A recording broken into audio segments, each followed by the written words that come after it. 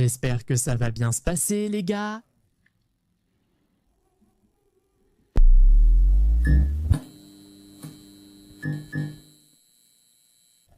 Comment ça va, les amis? Tout va bien? Aujourd'hui, je veux vous faire une visite de ce que c'est.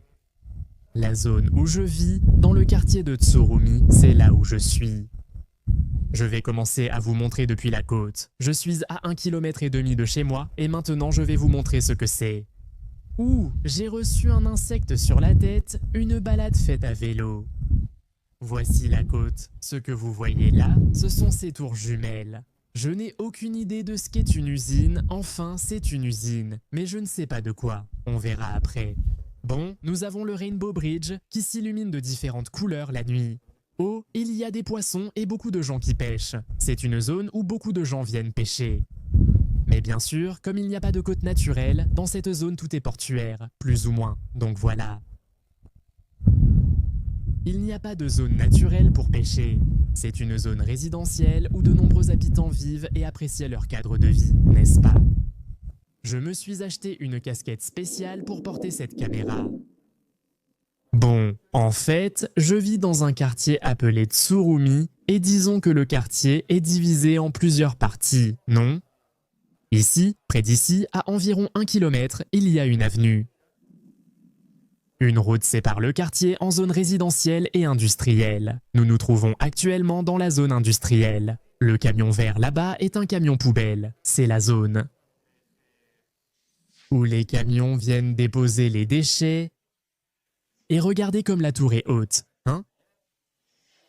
Et ces trucs-là, on dirait, je sais pas, des turbines d'Optimus Prime, je sais pas, mais c'est super robotique, c'est vraiment stylé, la structure est vraiment, vraiment bien.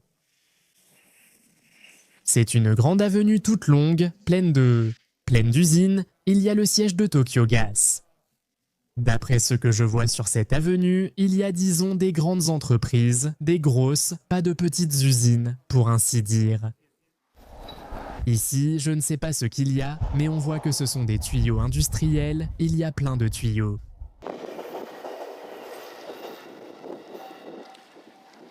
Ce train qui vient de passer est une ligne locale, une ligne de quartier, disons. Depuis la gare principale de Tsurumi, il parcourt toute la zone industrielle. Donc la plupart des gens qui prennent ce train sont des ouvriers. Ou bien par hasard, tu es près de chez toi, non? Là-bas, des trains de la même ligne sont garés. Regardez ça. Les parkings mécaniques, on voit que c'est un parking de taxi. Ici, il y a un parking pour moto. Il y a également un autre parking automatique pour voitures. 3, 4, 5 voitures d'un côté et 5 de l'autre avec une seule grue. La grue se lève, elle entre, elle fait comme ça avec les roues, puis elle descend et ta voiture sort automatiquement. Une fois, j'ai travaillé sur un chantier où ils utilisaient ceci, mais c'était un appartement, un immeuble de plusieurs étages, genre 30 étages, et c'était vraiment haut. Tu regardais en bas et tout paraissait minuscule. Et celui-ci est le plus curieux. Celui-ci est pour les vélos, regardez ce que c'est. Bon, voyons si on peut voir. Tous les vélos là, c'est-à-dire le nombre de vélos qui rentrent ici est incalculable et c'est là que tu mets le vélo. Il y a un système de carte pour garer son vélo, mais pas tout le monde peut l'utiliser. Tous ces parkings ont été construits par les entreprises qui se trouvent ici, et bon, ceux-là sont pour les travailleurs qui vivent dans la région. Pour les habitants du coin, ils utilisent le vélo et l'entreprise fournit la carte d'accès. C'est la gare la plus proche de chez moi. JFE Ingénierie, c'est l'entreprise avec laquelle j'ai travaillé, qui construit les parkings automatiques. Par conséquent, les parkings que vous avez vus de ce côté-là, ceux d'il y a un instant, ont sûrement été réalisés par la même entreprise JFE. Voici la gare de train qui, si vous regardez bien, n'a pas de tourniquet. C'est fou, ça arrive parce que c'est une petite ligne locale.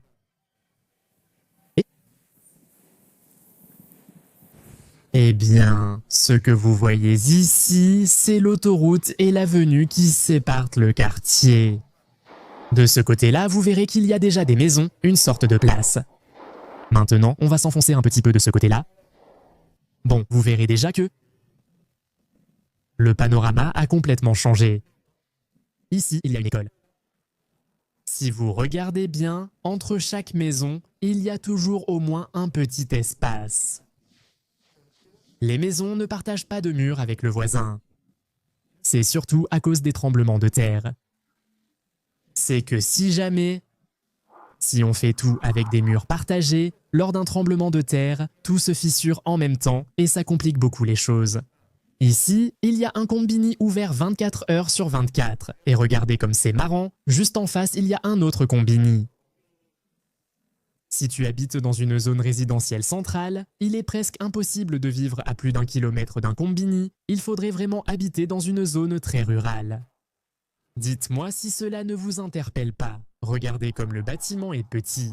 Là, il y a 2 portes, bien sûr. Une porte mène à l'appartement du bas et l'autre porte donne directement sur l'escalier pour l'appartement du haut. C'est vraiment fou, non?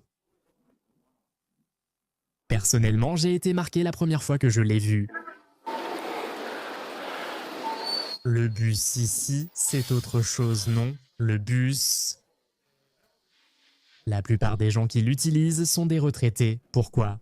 Pour 2 raisons. D'abord parce qu'ils montent gratuitement et ensuite parce que, le bus fait des trajets très courts que l'on pourrait faire à vélo ou à pied.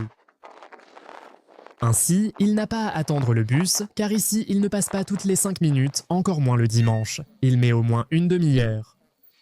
Ils prennent le bus pour aller jusqu'à la gare, qui est à 1,5 km d'ici à peu près. Allons sur le trottoir. Magasin de vêtements, mais des vêtements surtout pour les personnes âgées. Il n'y a pas de vêtements très à la mode. Un petit supermarché, un des petits, un autre lieu d'événement, une chaîne. Pharmacie, disons que ce sont des magasins basiques, Moss Burger, une chaîne de hamburgers vraiment mauvaise, un dojo de karaté. Ceci est le journal local, local. Livreur de journaux, magasin de vélos. Ici, la plupart des gens amènent leur vélo quand ils ont une crevaison. Boîtes aux lettres, des boîtes aux lettres qu'on trouve partout, et c'est assez drôle, parce qu'il y en a une autre ici. Un autre supermarché de ce type, My Basket. C'est la même chaîne, située à environ 3 pâtés de maison du dernier où nous étions. Ce quartier est vraiment rempli de latinos, surtout de brésiliens. Après les brésiliens, il y a beaucoup de péruviens et de la nourriture chinoise. Ensuite, des argentins et des boliviens. Principalement des Nikkei, n'est-ce pas? Bien sûr. Nous allons maintenant traverser le pont de la rivière Tsurumi. Il y a quelque chose que vous remarquerez toujours au Japon. Bon, ça dépend aussi de la région. Les rivières paraissent basses, mais en réalité, c'est dû au fait que les berges sont surélevées. Au cas où. En cas de forte pluie, pour éviter que la rivière ne déborde et n'inonde le quartier, ils font toujours cela, surélever les berges des rivières. Ce pont appartient à la ligne de train de Ressienne, c'est-à-dire que cette ligne de train se trouvait à environ 3 stations de la gare principale de Tsurumi. J'adore ça, parce que le pont est vraiment bas. D'ici, je peux toucher le plafond et avoir une autre vue sur ce que sont les tours jumelles de Tsurumi.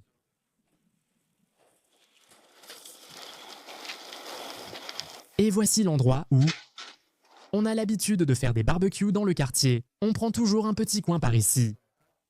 Dimanche. Regarde comme ce pêcheur est bien équipé avec ses bottes et tout son matériel.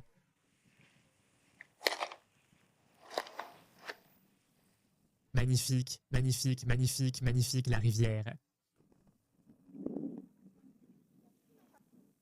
Le problème, c'est que je ne pense pas qu'on fera des barbecues très souvent parce que c'est un vrai bazar, les gars.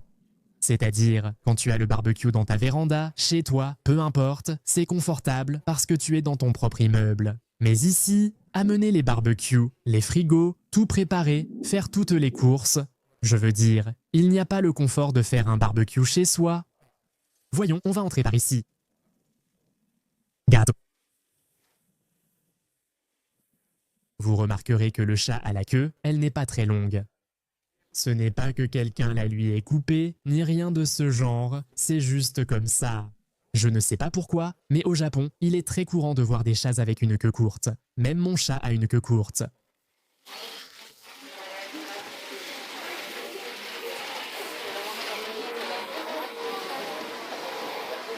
L'odeur de friture suggérait qu'ils vendèrent de la tempura de poisson ou un plat similaire. Ce qui est bien, je pense qu'il n'est pas nécessaire de le mentionner. Mais ici, la nuit, c'est super calme. Tu n'as pas à avoir peur de marcher dans la rue très tard le soir.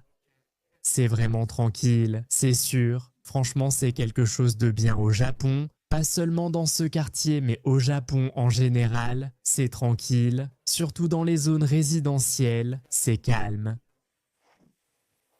Regardez ça ici, je voulais aussi vous montrer ça. Ceci est la dernière station de train avant le terminus.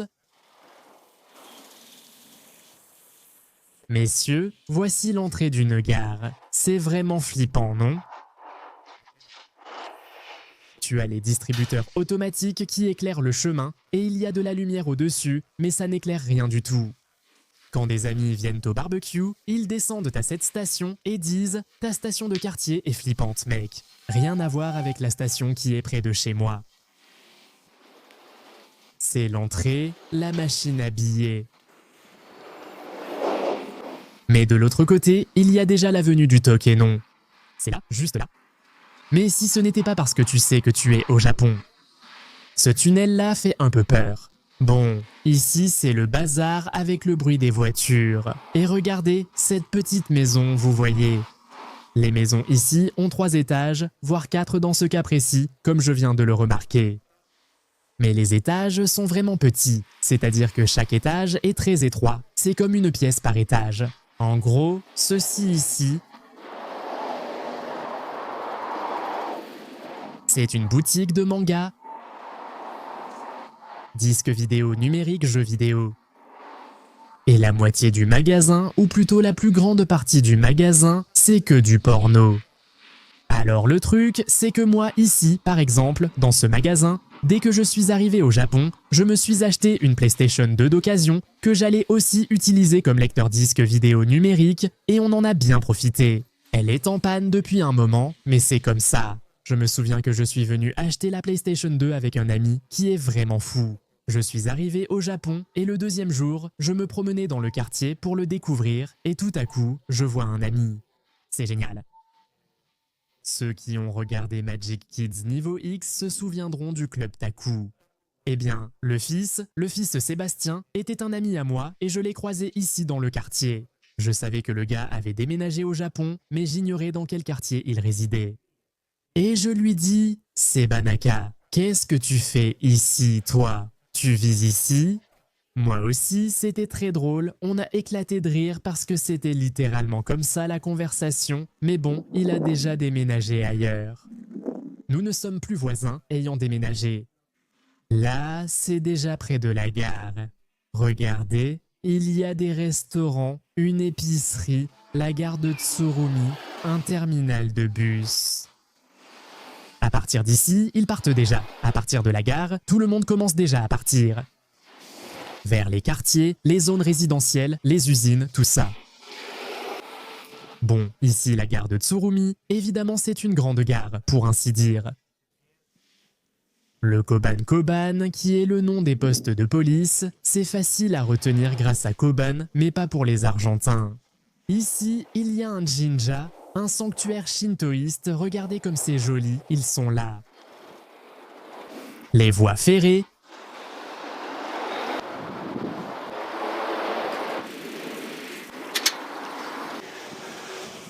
Bon, ici nous sommes déjà du côté ouest de Tsurumi. Ce serait la rue commerçante de ce côté. Il y a aussi une pharmacie, tout le nécessaire, un supermarché, un fast-food, des bars. De ce côté, nous avons un book-off. Pour ceux qui ne le savent pas, book-off est un magasin d'occasion. De livres de mangas, disques vidéo numériques, jeux vidéo et CD de musique. Ici, il y a un game center. Et cet endroit, ici, Enseigne jaune, Torikizoku. En haut, au 3e étage, se trouve le bar où nous nous réunissons tous les vendredis avec des abonnés qui voyagent au Japon. Tous les vendredis, nous faisons des rencontres. Malheureusement, en raison de la pandémie, notre dernière rencontre remonte à mars. Ramen Jirokei, des gens font la queue. La gare routière est de l'autre côté. Mais bon, quand le tourisme reprendra, vous savez, les abonnés de Japatonic, si vous êtes à Tokyo, vous pouvez m'envoyer un message sur n'importe quel réseau social de Japatonic. On peut s'arranger pour se retrouver le vendredi. On organisait des rencontres pour boire un verre et manger un morceau. Oui, c'est bien un vidéoclub. CD, disque vidéo numérique, vous avez remarqué ça? Parce que, bien sûr, le fait est qu'au Japon, comme c'est un pays avec très peu de piraterie, les gens continuent de louer des disques vidéo numériques. Certains contenus ne sont disponibles ni sur Netflix ni sur Amazon Prime, les deux plateformes les plus populaires. Il y a des choses que tu dois aller louer. Les gens ne considèrent généralement pas le piratage comme une option. Évidemment, il y a des personnes qui piratent, mais elles sont très peu nombreuses. Et maintenant des CD, pourquoi des CD? Les gens ne piratent pas non plus la musique. Il y a des choses qui ne sont peut-être pas sur Spotify ou YouTube Premium. Et bon, tu te dis bon, je veux le MP3, et parfois tu te dis, au lieu de traîner, en payant sur iTunes, je le loue, je le convertis en MP3, et voilà. Et en même temps, je regarde, je sais pas, le CD, un truc comme ça. Il est également possible de louer des mangas. Vous pouvez en louer un, le lire, puis le rendre. Tout simplement, nous sommes arrivés au temple près de chez nous dans le quartier, maintenant ça ne fait que monter. Bien que cela ne soit peut-être pas visible à la caméra, il est un peu difficile de pédaler ici. Ne vous inquiétez pas, il n'est pas interdit de faire du vélo, il est interdit de fumer, de promener des animaux et de faire voler des drones, mais tout va bien. Avec le vélo. Ici, je pense qu'on remarque un peu plus la montée. Pas d'animaux, pas de fumée, pas de drone. On va rester debout. La carte de la zone du temple, assez grande, cette montée m'a tué.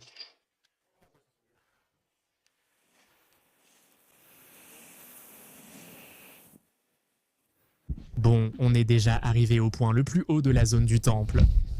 En plus, c'est autre chose. Du côté est de Tsurumi, le côté est de Tsurumi est assez plat et il y a la côte, et du côté ouest de Tsurumi, c'est très montagneux. En plus, il y avait des montées qui étaient tellement raides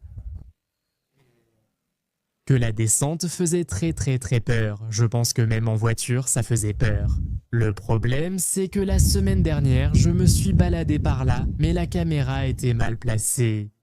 Je ne portais pas ma casquette actuelle.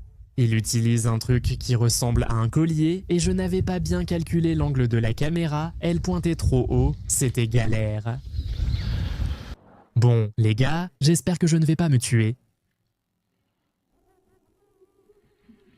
Je vais ralentir un peu parce qu'ici ça me fait vraiment peur. Ouf, c'est très raide. Ouf, non. Ça m'a vraiment fichu la trouille. Bon, je dois rentrer à la maison, j'ai besoin d'un... Changement de caleçon. Cette pente est dingue, il faut savoir monter et descendre. Bon, maintenant on va descendre, donc ça va vraiment être très agréable la descente. Attention madame. Qu'est-ce que c'est agréable de descendre? Ne vous inquiétez pas, je ne vais pas me tuer. Et bon, les amis, avec cette agréable descente, je vais commencer à vous dire au revoir. J'espère que la vidéo vous a plu, n'oubliez pas de laisser un petit pouce en l'air, abonnez-vous à la chaîne. Si ce n'est pas déjà fait, je vais plus vite que les voitures. Et je vais ralentir un peu, parce que sinon, oui, je vais finir par me tuer. Bon, à la prochaine, les amis. Une grosse accolade à tous et salut!